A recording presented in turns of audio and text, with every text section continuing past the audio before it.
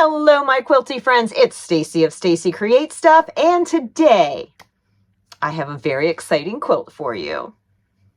Last summer, I designed a quilt from a Riley Blake collection that involved pillow panels. It was a panel that had 4 pillow panels on it, 4 squares, and I designed the Sea Creatures quilt. And the new line that came out for this summer from Riley Blake called Ocean Oasis, well, I had a sneak preview of that collection, and so I designed a quilt, anxiously awaited for it to arrive at my local quilt shop, Vintage Pink and Green, and proceeded to put the quilt together. So I am so excited to bring you Sea Magic. Now, this quilt also uses a set of pillow panels. There are 4 panels in this collection as well as a myriad of beautiful blue and white fabrics. While this quilt may look complicated, it's actually not. It only involves 2 kinds of blocks, a broken sash block and an economy block, also known as the square and a square. Otherwise, it's the panels, rectangles, and squares. Yep, that's it. So let's get a rundown of the fabrics that you will need, and then we'll start putting this quilt together. From fabric A, you are going to have 2 different size squares and 2 different size rectangles. Fabric B is going to have 2 different squares. The larger of the 2 will be cut once on the diagonal. Fabric C has 4 different size squares, one of which is cut twice on the diagonal, and it also has rectangles. Fabric D has 2 squares, one of which is cut twice on the diagonal. You will also be using this fabric for the binding. Fabric E has 4 different squares, one of which is cut twice on the diagonal, one of which is cut once on the diagonal, and also rectangles. Fabric F has 3 different size squares, one of which is cut twice on the diagonal, and another is cut once on the diagonal. And then, of course, we have our panels. Let me show you how we trim those. So here I have the panel. It is a pillow panel, which means there are 4 squares on there, plus some extra border stuff. And I'm going to go ahead and just rough cut these out. There's dotted lines where you need to cut. I'm not going to worry about cutting off that because we are going to be trimming down these panels quite a bit. So let's just get these a little bit more manageable size.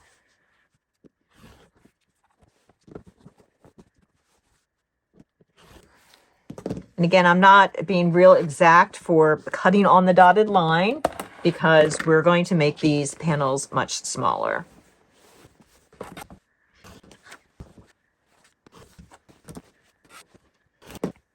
Perfect. All right. So we're going to start with the seahorse just because here it is. Now I need to trim this panel down to be a 16.5-inch square. So I don't have a ruler that is that big, and I'm sure most people probably don't. And I'm also noticing on the panel that it has words, and I want to make sure I keep those. And down here at the bottom, there's just sea greenery. And I'm not really all that concerned if some of that gets chopped off. Likewise, there's definitely going to be some that gets chopped off on the sides. But I want to keep as much at the top as possible. So I'm going to go ahead and just trim that down right along the top edge of the panel.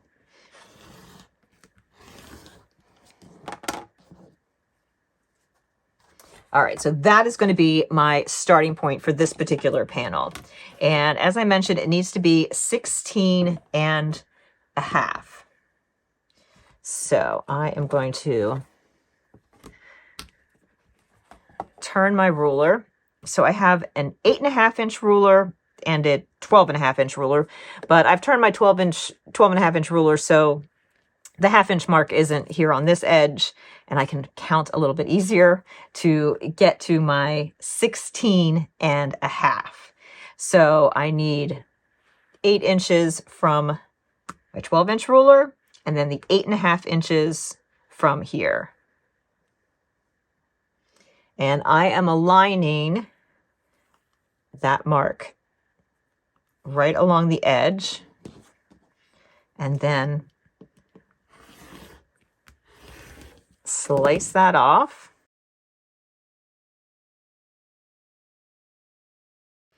All right, so let's see where we are with this. And it looks like if I just go ahead and take off, here's my 8-inch mark over here. Slide that over. Here's my 8-inch marker on the ruler. Again, this is 8.5 inches wide, so that would be 16.5. And that would just trim off a little bit here. So I am going to, see if I slide this back a little. There we go. I am going to align the top edge of my ruler, or align the ruler with the top edge, because that is already trimmed. And I'm going to go ahead and trim off that piece. And then I'm going to switch my rulers. And now I am putting the 8-inch line over here. Of course, you could turn your panel, if you haven't already caught on, I am ambidextrous, so it doesn't matter which side of the ruler I'm on, I can cut it. All right, there is one panel trimmed, 16.5 inches square, 3 more panels to go. I just wanted to point out that you're going to have to treat each panel individually. In this one, Sea Life's Beauty, the words are really close to the edge there. So I'm going to go ahead and use this as the top, just like I did on the previous one. And I'm going to go ahead and I'm actually going to go over 1/8 of an inch past the edge of the panel, making sure that I'm staying aligned here at the top. And that is because with my 1/4 inch seam, I don't really want to be super close to Beauty there. So this will give me a little leadway with that. So now that I have 2 sides trimmed, I can go ahead and square these up.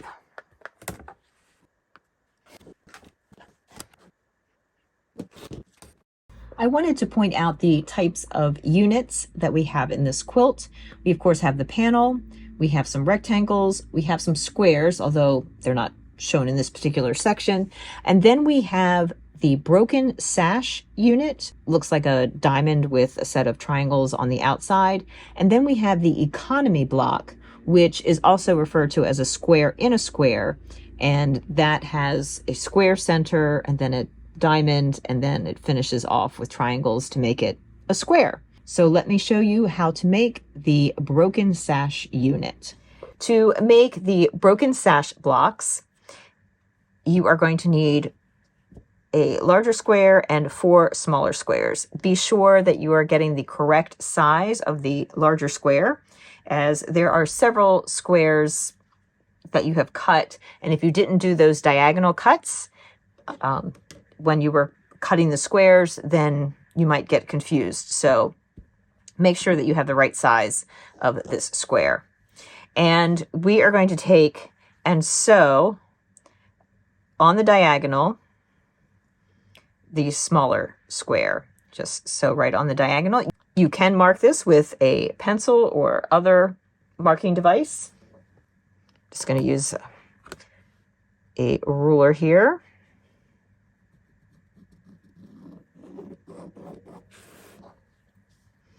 And I'm going to sew one in each corner.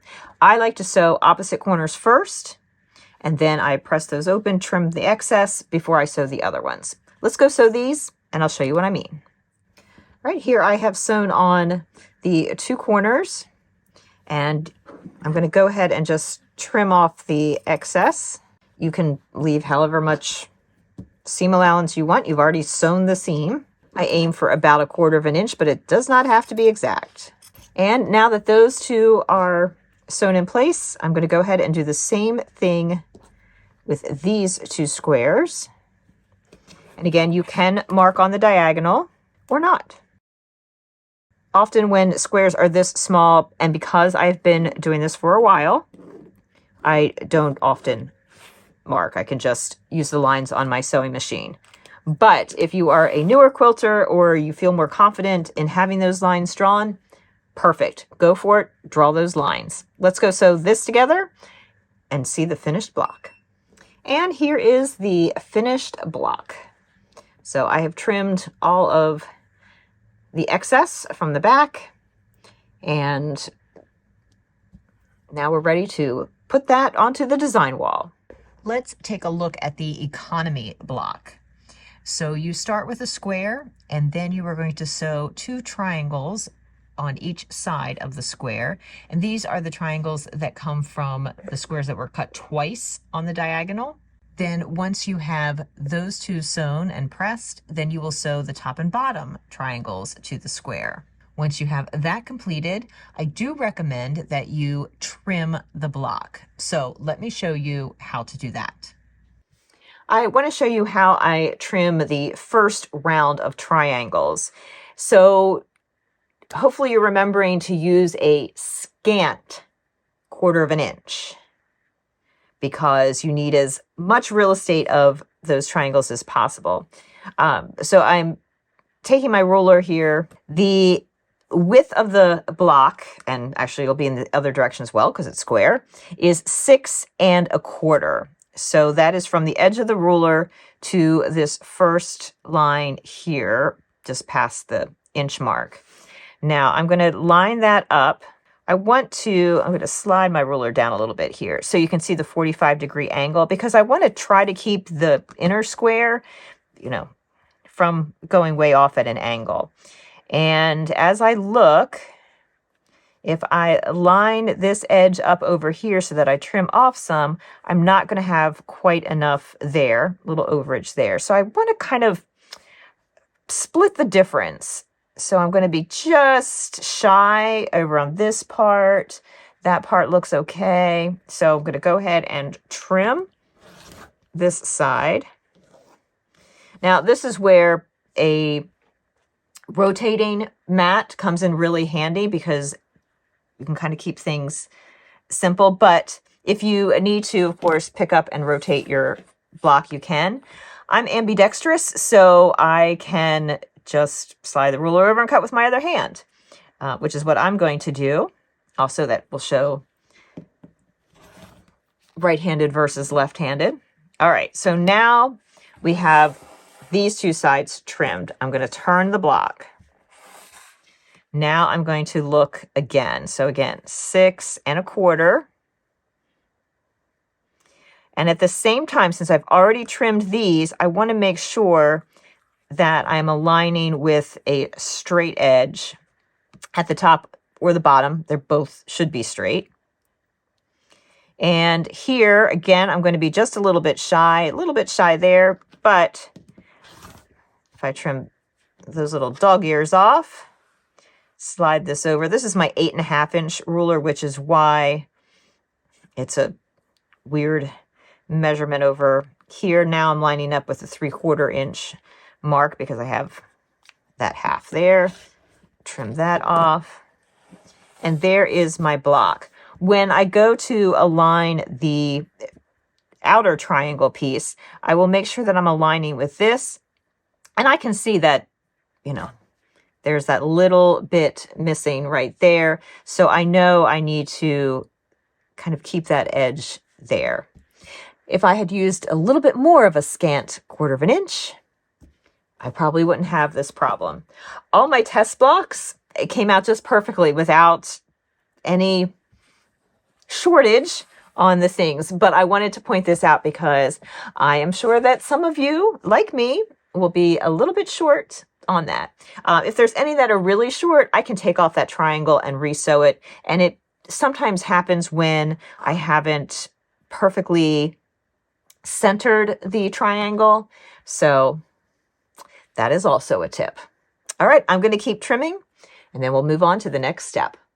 Once you have that center unit trimmed, then you can add those outer triangles. And these triangles come from the squares that were only cut once on the diagonal. Just as before, I like to sew opposite corners first and then the last two opposite corners to finish the block.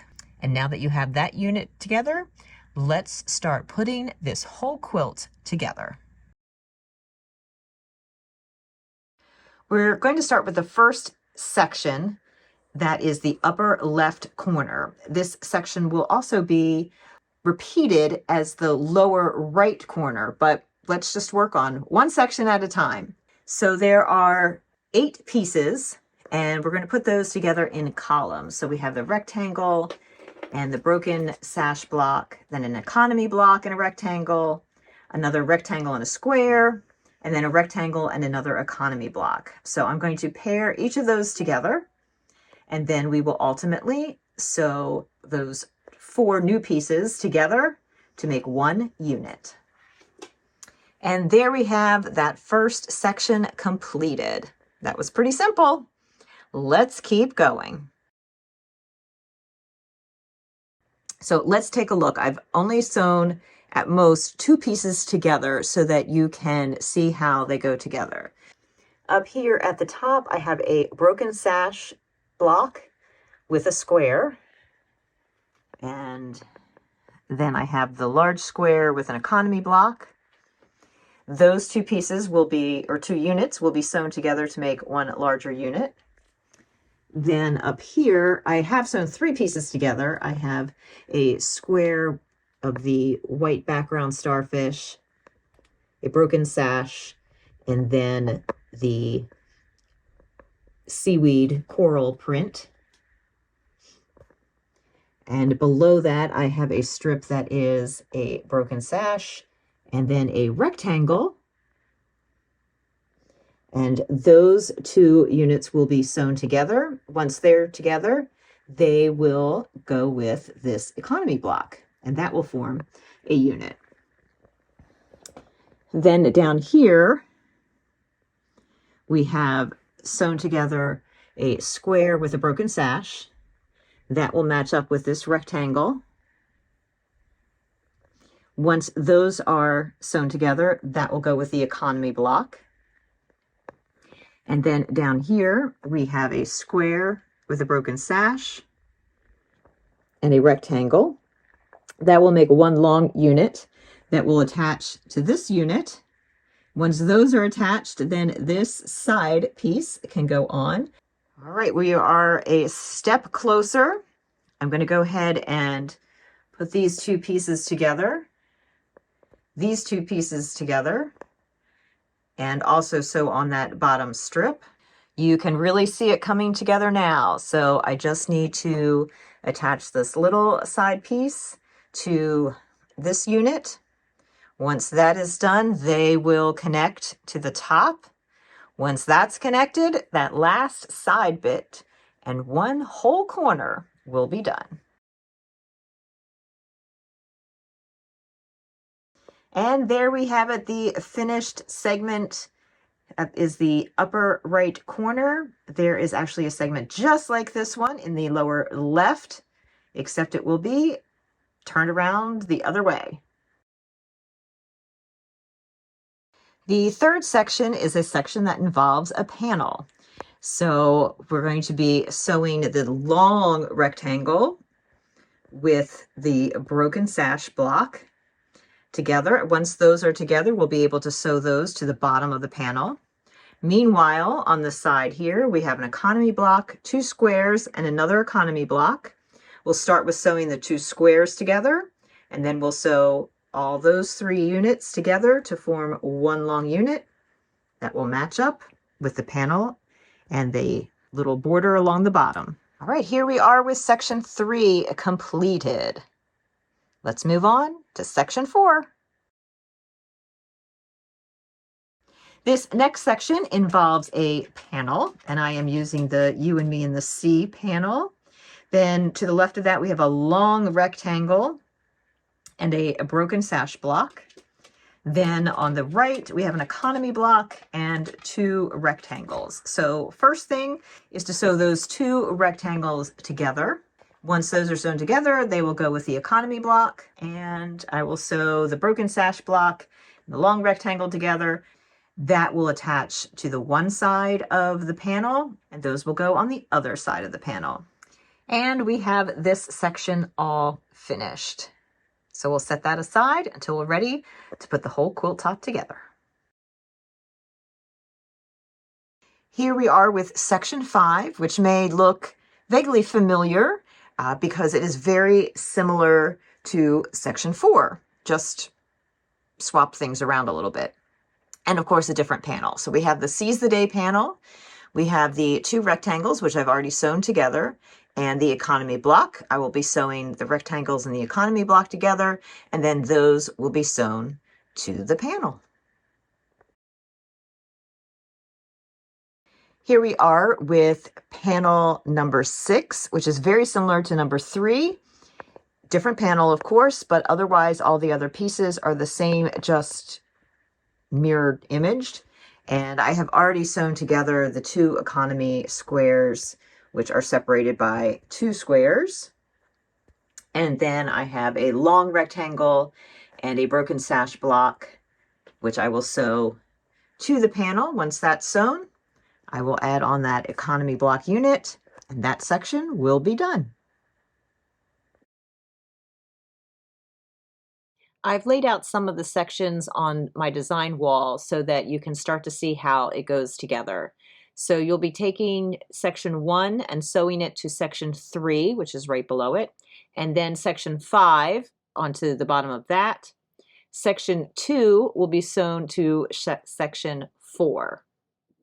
Section 6 and 8 get sewn together, and then there's a long rectangle and section 7 that will eventually go together. All right, I have my 4 quadrants, which are not equal, but 4 big sections, and then this one rectangle. So here is what we're going to do, because you can see there's no simple straight line all the way down or all the way across the quilt.